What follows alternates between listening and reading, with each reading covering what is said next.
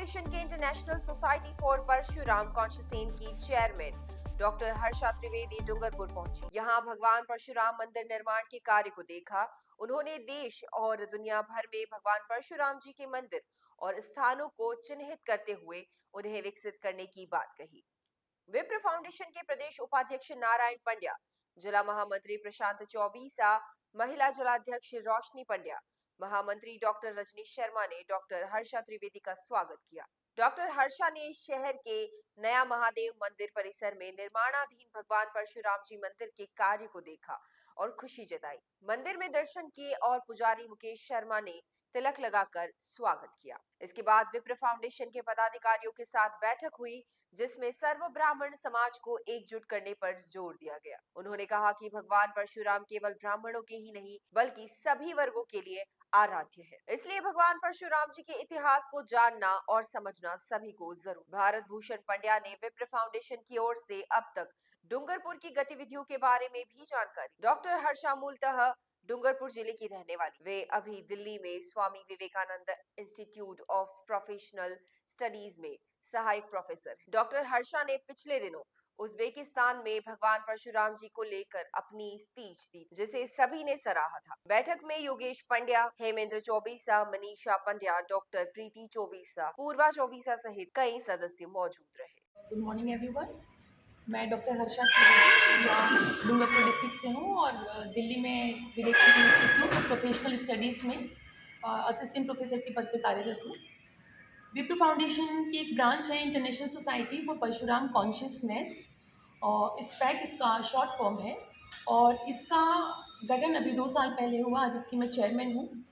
इसका उद्देश्य है भगवान परशुराम के जितने भी स्थल हैं इंडिया में उनको चिन्हित करना, वहाँ जाके उन मंदिरों को विजिट करना, उनका जीर्णोद्धार करना और नए मंदिरों का निर्माण करना, और इस हेतु जो भी संभव सहायता हो विप्र फाउंडेशन के माध्यम से उन तक पहुँचाना, और स्टेट गवर्नमेंट और सेंट्रल गवर्नमेंट से कोऑर्डिनेट करके इन मंदिरों को आगे इनिशिएट करना। सोसाइटी, चूँकि आप नाम जैसे देख रहे हैं इंटरनेशनल है, इंटरनेशनल सोसाइटी, तो हमारा पूरा प्रयास है कि न केवल भारत बल्कि सनातन में, जैसे हमारे मोदी जी हमेशा कहते हैं सबका साथ सबका विकास, या हम जब कहते हैं कि वसुधैव कुटुंबकम की बात है कि अयम नीच परुवेति गन्ना लघु चित सामुदाय चरिता नाम तो वसुधैव कुटुंबकम। तो जब हम कुटुंबकम की बात करते हैं तो हमें इसकी शुरुआत अपने सनातन संस्कृति से करनी चाहिए।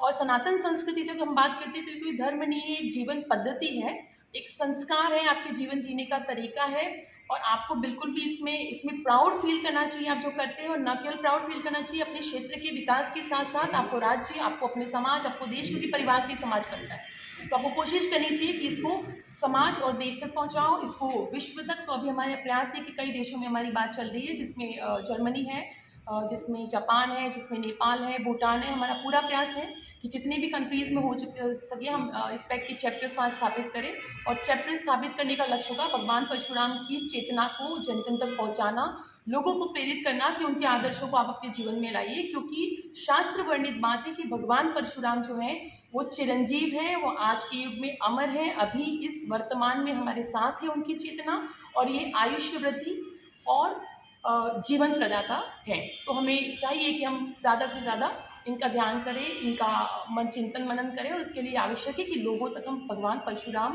के चरित्र को पहुंचाएं। तो यही सोसाइटी का मूल उद्देश्य है और इस दिशा में हम प्रयास कर रहे हैं। अभी हाल ही में मेरी उज्बेकिस्तान यात्रा हुई थी, जहाँ पे मैंने इस बात को रखा सनातन के बारे में। इससे पहले 2019 में मैंने यूएनओ में इंडिया को रिप्रेजेंट किया था।